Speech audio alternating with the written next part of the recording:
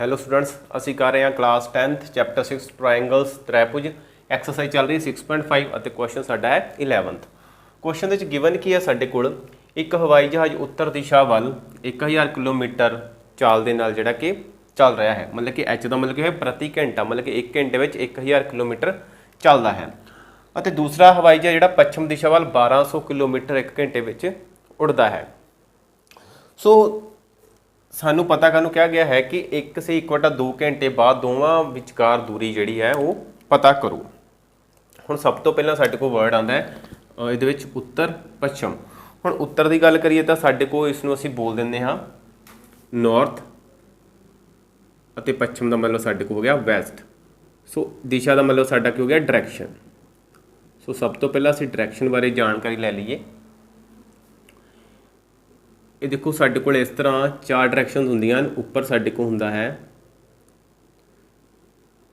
North, इस side ते साडे कोल आ गया वैसट, इस साइड ते साडे कोल आ गया ईस्ट, ये साडे कोल आ गया साउथ, मतलब कि ये साडा होएगा दखण, ये साडा उत्तर, ये साडा पश्चिम अते ये साडा हो गया पूरब। हुण जदों एक जहाज़ जिहड़ा है वो 1000 किलोमीटर चलता है 1 घंटे में, मतलब कि 1000 किलोमीटर एक जहाज़ गया किन्ने टाइम च गया साडे को 1 घंटे में। हुण सानू कहा गया 1 से 1/2 घंटे बाद इन्हां विच दूरी कितनी होगी। सो ध्यान नाल समझो कि साडे को समा है 1 घंटा 1 आवर्स। सो एक जहाज़ जिहड़ा जांदा है 1000 किलोमीटर जिहड़ा वो जा रहा है 1 घंटे दे विच।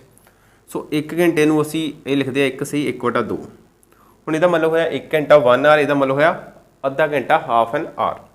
सो इहदा मतलब साडे को बन गया 1 घंटा प्लस अद्धा घंटा। So 1 hour plus half hour, half an hour. So साडे को ये जिहड़ा बन जाता है। हुण देखो जदों असीं 1 घंटे विच एक जहाज़ जिहड़ा है वो 1000 किलोमीटर जा रहा है, तो जो असी 1 घंटे में 2 हिस्सों में वंड देंगे हाँ। सो ध्यान ना समझो कि 1 घंटा जो बराबर होंगे साढ़े को 1 hour is equal to 60 minute, 60 मिनटों के बराबर होंगे साढ़े को।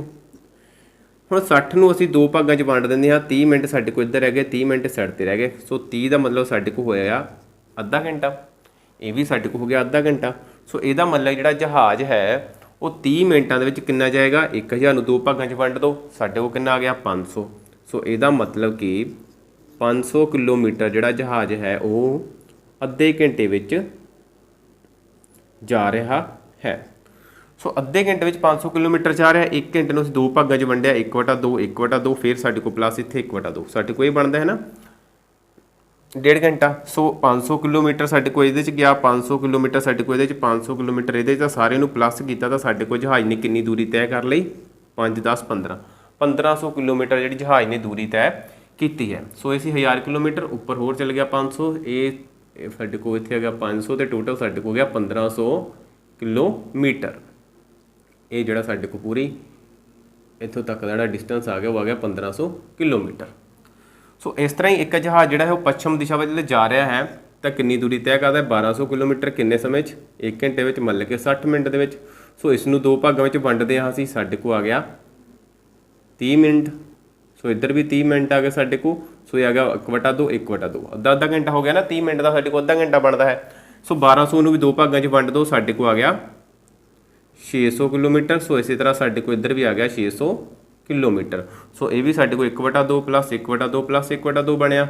सो 600 इस विच गया, 600 ये 600 ये साढ़े को टोटल कितनी दूरी तय की जहाज़ ने 1800 किलोमीटर। सो यदा मतलब साढ़े कोल इस साइड पर आ जाएगा 1200 600, मतलब कि इस ला लो पश्चिम वाली साढ़े को 1200 किलोमीटर है, फिर साढ़े को 600 किलोमीटर तय किया गया तो साढ़े को टोटल जिहड़ा बन गया वो कितना बन गया 1800 किलोमीटर।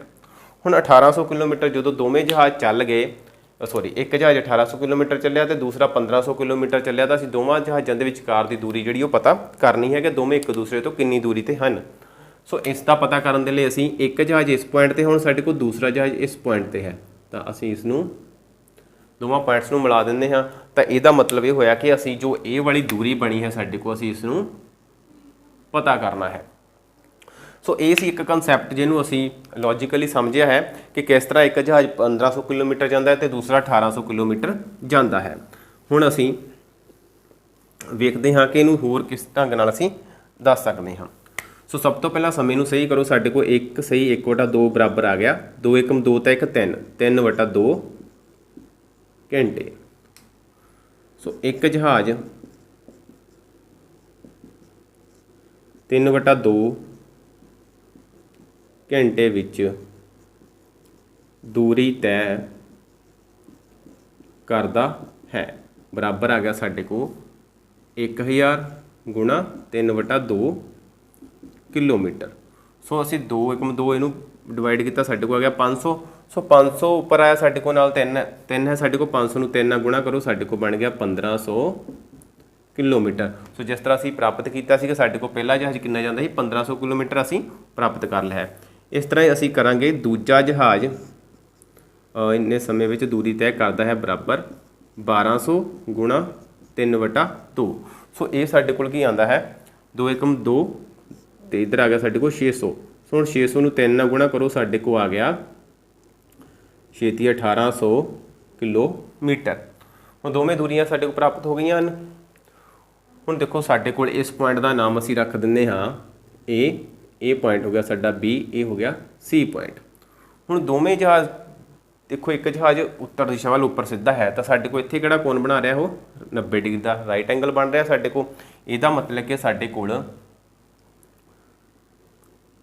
ਇੱਕ ਤ੍ਰੈਭੁਜ ਬਣ ਰਹੀ ਹੈ ਜੋ ਇਸ ਤਰ੍ਹਾਂ ਬਣ ਰਹੀ ਹੈ, point A B C। So AC ਸਾਡੇ ਕੋਲ ਕੀ ਹੈ, ਬਰਾਬਰ 1500 ਕਿਲੋਮੀਟਰ, ਅਤੇ ਜੋ AB ਹੈ ਸਾਡੇ ਕੋਲ, ਇਹ ਸਾਡੇ ਕੋਲ ਹੈ 1800 ਕਿਲੋਮੀਟਰ, ਅਤੇ ਜੋ BC ਹੈ ਇਹ ਬਰਾਬਰ ਆ ਗਈ ਦੋਵਾਂ ਜਹਾਜ਼ਾਂ ਵਿਚਕਾਰ ਦੂਰੀ। ਸੋ ਡਿਸਟੈਂਸ ਬਿਟਵੀਨ ਟੂ ਪਲੇਨਸ, ਤੋਂ ਦੋਵੇਂ ਪਲੇਨਸ ਦਾ ਜਿਹੜਾ ਡਿਸਟੈਂਸ ਹੈ ਸਾਡੇ ਕੋਲ ਕੀ ਹੈ, BC ਹੈ। ਸੋ ਜਿਹੜਾ BC ਹੈ ਸਾਡੇ ਕੋਲ, ਜੇਕਰ ਇੱਥੇ ਰਾਈਟ ਐਂਗਲ ਹੈ ਸਾਡੇ ਕੋਲ, ਤਾਂ ਇਹ ਹੋ ਗਿਆ ਸਾਡਾ H, ਇਹ ਹੋ ਗਿਆ ਸਾਡਾ B, ਤੇ ਇਹ ਹੋ ਗਿਆ ਸਾਡਾ P। ਸੋ ਇਹ ਹੈ ਸਾਡਾ 1800, ਇਹ ਹੈ ਸਾਡਾ 1500। ਹੁਣ ਇਸ ਤੋਂ ਬਾਅਦ ਸੋਲਵ ਕਰਨਾ ਹੈ ਅਸੀਂ। ਹੁਣ ਜਦੋਂ ਰਾਈਟ ਐਂਗਲ ਆ ਗਿਆ ਤਾਂ ਸਾਨੂੰ ਕਲੀਅਰ ਹੋ ਜਾਣਾ ਚਾਹੀਦਾ ਇਸਦੀ ਆਪੋਜ਼ਿਟ ਸਾਈਡ H ਹੁੰਦੀ ਹੈ, ਲਿਖੀ ਹੈ ਅਸੀਂ, ਤਾਂ ਸਾਡੇ ਕੋਲ ਕਿਹੜੀ ਥਿਊਰਮ ਆ ਜਾਂਦੀ ਹੈ, ਪਾਈਥਾਗੋਰਸ ਥਿਊਰਮ। ਸੋ ਪਾਈਥਾਗੋਰਸ ਥਿਊਰਮ ਤੋਂ ਪਾਈਥਾਗੋਰਸ ਥਿਊਰਮ ਲਗਾਉਂਦੇ ਹਾਂ ਤਾਂ ਸਾਡੇ ਕੋਲ ਕੀ ਬਣਦਾ ਹੈ, H² = B² ਪਲੱਸ P ਦਾ ਸਕੁਅਰ। ਤਾਂ ਸਾਡੇ ਕੋਲ ਕੀ ਆ ਜਾਏਗਾ, ਦੇਖੋ H ਕਿੰਨਾ ਹੈ ਸਾਡੇ ਕੋਲ, BC ਜੋ ਅਸੀਂ ਪ੍ਰਾਪਤ ਕਰਨਾ ਹੈ, BC ਦਾ ਸਕੁਅਰ = B ਕਿੰਨਾ ਹੈ ਸਾਡੇ ਕੋਲ 1800, 1800 ਦਾ ਸਕੁਅਰ ਪਲੱਸ AC ਕਿੰਨੀ ਹੈ ਸਾਡੇ ਕੋਲ 1500, 1500 ਦਾ ਸਕੁਅਰ। ਸੋ H ਮਤਲਬ ਸਾਡੇ ਕੋਲ ਇੱਥੇ ਬਣਦੀ ਹੈ BC ਦਾ ਹੋਲ ਸਕੁਅਰ = B² ਬਣਦਾ ਸਾਡੇ ਕੋਲ AB ਦਾ ਹੋਲ ਸਕੁਅਰ ਪਲੱਸ P ਬਣਦਾ ਸਾਡੇ ਕੋਲ AC ਦਾ ਸਕੁਅਰ। ਸਾਡੇ ਕੋਲ ਆ ਗਿਆ BC ਦਾ ਵਰਗ ਬਰਾਬਰ 1800 ਦਾ ਵਰਗ ਕਰਾਂਗੇ। ਧਿਆਨ 'ਚ ਰੱਖਣਾ ਕਿ ਜਦੋਂ ਵੀ ਅਸੀਂ ਜ਼ੀਰੋ ਵਾਲੀ ਸੰਖਿਆ ਦਾ ਵਰਗ ਕਰਦੇ ਹਾਂ ਤਾਂ ਜਿੰਨੀਆਂ ਵੀ ਜ਼ੀਰੋ ਦਿੱਤੀਆਂ ਹੋਣ ਸਾਡੇ ਕੋਲ, ਜਦੋਂ ਉਸ ਦਾ ਵਰਗ ਕਰਨਾ ਹੈ ਤਾਂ ਜ਼ੀਰੋ ਸਾਡੇ ਕੋਲ ਡਬਲ ਹੋ ਜਾਣਗੀਆਂ, ਮਤਲਬ ਕਿ ਦੁੱਗਣੀਆਂ ਹੋ ਜਾਣਗੀਆਂ ਜ਼ੀਰੋ, ਮਤਲਬ ਕਿ 2 ਜ਼ੀਰੋ ਸਾਡੇ ਕੋਲ ਹੋ ਗਈਆਂ 1 2 3 4। 18 ਨੂੰ 18 ਨਾਲ ਗੁਣਾ ਕਰਦੇ ਸਾਡੇ ਕੋਲ ਆਏਗਾ 324। ਸੋ ਇਹ ਆ ਗਿਆ 324 ਕਿਲੋਮੀਟਰ ਪਲੱਸ ਇਸ ਤਰ੍ਹਾਂ ਹੀ ਸਾਡੇ ਕੋਲ 1500 ਦਾ ਆ ਗਿਆ 225 ਨਾਲ 4 ਜ਼ੀਰੋ ਆ ਜਾਣਗੀਆਂ ਸਾਡੇ ਕੋਲ ਕਿਲੋਮੀਟਰ। ਹੁਣ ਇਹ ਦੋਵੇਂ ਸਾਡੇ ਕੋਲ ਕੀ ਹੋ ਰਹੇ ਹਨ, ਪਲੱਸ, ਇਹਨਾਂ ਦੋਵਾਂ ਨੂੰ ਅਸੀਂ ਪਲੱਸ ਕਰਦੇ ਹਾਂ। ਸੋ ਪਲੱਸ ਕਰਕੇ ਦੇਖਦੇ ਹਾਂ ਸਾਡੇ ਕੋਲ ਕਿੰਨੇ ਕਿਲੋਮੀਟਰ ਆਉਂਦਾ ਹੈ, ਕਿਉਂਕਿ 4 ਜ਼ੀਰੋ ਦੋਵਾਂ ਨਾਲ ਲੱਗੀਆਂ ਹੋਈਆਂ ਹਨ। 1 2 3 4, 5 ਤੇ 4 9, 2 ਤੇ 2 4, 3 ਤੇ 2 5। ਸੋ ਸਾਡੇ ਕੋਲ ਆ ਗਿਆ 549,000 ਨਾਲ ਇਹ ਕੌਮਾ ਆ ਗਿਆ ਸਾਡੇ ਕੋਲ, ਇੱਕ ਕੌਮਾ ਸਾਡੇ ਕੋਲ ਆ ਗਿਆ ਇਸ ਸਾਈਡ 'ਤੇ ਆ ਗਿਆ ਸਾਡੇ ਕੋਲ 54,90,000। ਹੁਣ ਸਾਡੇ ਕੋਲ ਇੱਥੇ ਸੀਗਾ ਵਰਗ, ਹੁਣ ਜਿਹੜਾ ਸਾਡੇ ਕੋਲ ਵਰਗ ਹੈ ਇਹ ਦੂਸਰੀ ਸਾਈਡ 'ਤੇ ਜਾ ਕੇ ਸਾਡੇ ਕੋਲ ਕੀ ਬਣ ਜਾਏਗਾ, ਵਰਗਮੂਲ 4। ਠੀਕ ਹੈ, ਇਹ ਸਾਡੇ ਕੋਲ ਆ ਗਿਆ ਵਰਗਮੂਲ। ਹੁਣ ਧਿਆਨ ਨਾਲ ਦੇਖੋ, ਇਹਨਾਂ ਦੇ ਨਾਲ ਸਾਡੇ ਕੋਲ ਇੱਥੇ ਕਿਲੋਮੀਟਰ ਪਏ ਸੀ, ਠੀਕ ਹੈ ਨਾ। ਸੋ ਇੱਥੇ ਵੀ ਕੀ ਆਣਾ ਸੀ ਕਿਲੋਮੀਟਰ ਸਕੁਅਰ, ਤਾਂ ਕਿਲੋਮੀਟਰ ਸਕੁਅਰ ਕਾਮਨ ਆ ਗਿਆ ਸਾਡੇ ਕੋਲ, ਇੱਧਰ ਵੀ ਕਿਲੋਮੀਟਰ ਸਕੁਅਰ ਜਿਹੜਾ ਉਹ ਵਰਗ ਦੇ ਵਿੱਚ ਆ ਜਾਂਦਾ ਹੈ। ਸੋ ਇਸ ਦਾ ਵਰਗ ਦਾ ਜਿਹੜਾ ਹੈ ਕਿਲੋਮੀਟਰ ਦਾ ਵਰਗ ਵਰਗਮੂਲ ਨਾਲ ਕੈਂਸਲ ਹੋ ਗਿਆ, ਤਾਂ ਸਾਡੇ ਕੋਲ ਬਚਿਆ BC = 549 ਕਿਲੋਮੀਟਰ ਜਿਹੜਾ ਵਰਗਮੂਲ ਤੋਂ ਬਾਹਰ ਹੋ ਜਾਏਗਾ। ਹੁਣ ਧਿਆਨ ਦਿਓ ਸਾਡੇ ਕੋਲ ਕਿੰਨੀਆਂ ਹਨ, 4 ਜ਼ੀਰੋ ਹਨ। ਹੁਣ ਦੇਖੋ ਅਸੀਂ 100 ਨੂੰ ਜਦੋਂ ਗੁਣਾ ਕਰਦੇ ਹਾਂ 100 ਦੇ ਨਾਲ ਤਾਂ ਸਾਡੇ ਕੋਲ ਗੁਣਾ ਕਰਕੇ ਕੀ ਆਉਂਦਾ ਹੈ 1 2 3 4 1 ਇਹੀ ਆਉਂਦਾ ਸਾਡੇ ਕੋਲ। ਸੋ ਇਹਦਾ ਮਤਲਬ ਕਿ ਸਾਡੇ ਕੋਲ ਇਹਦੇ ਨਾਲ ਕਿੰਨੀਆਂ ਪਈਆਂ ਨੇ ਜ਼ੀਰੋ, 4 ਜ਼ੀਰੋ ਪਈਆਂ ਹਨ। ਸੋ ਇਹ ਸਾਡੇ ਕੋਲ ਕੀ ਬਣਦਾ ਹੈ 10,000। ਸੋ ਇੱਥੇ ਅਸੀਂ ਲਿਖਾਂਗੇ 549 ਗੁਣਾ 10,000 ਲਿਖਤਾ।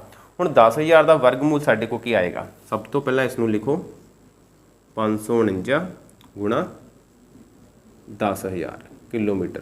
ਹੁਣ ਦੇਖੋ 100 ਨੂੰ 100 ਨਾਲ ਗੁਣਾ ਕਰਕੇ 10,000 ਆਉਂਦਾ, ਇਹਦਾ ਮਤਲਬ 10,000 ਦਾ ਵਰਗਮੂਲ ਕਿੰਨਾ ਹੋ ਗਿਆ ਸਾਡੇ ਕੋਲ 100। ਸੋ 10,000 ਦਾ ਸਕੁਅਰ ਰੂਟ ਕਿੰਨਾ ਆ ਗਿਆ ਸਾਡੇ ਕੋਲ 100।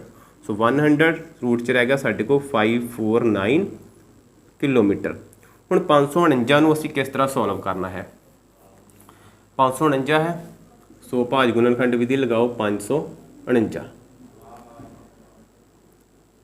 3 3 ਏਕਮ 3 ਸਾਡੇ ਕੋਲ ਕਿੰਨਾ ਬਚਿਆ 2 ਇੱਧਰ ਆ ਗਿਆ 24 3 8 24 3 3 9 ਸਾਡੇ ਕੋਲ 183 ਆ ਗਿਆ।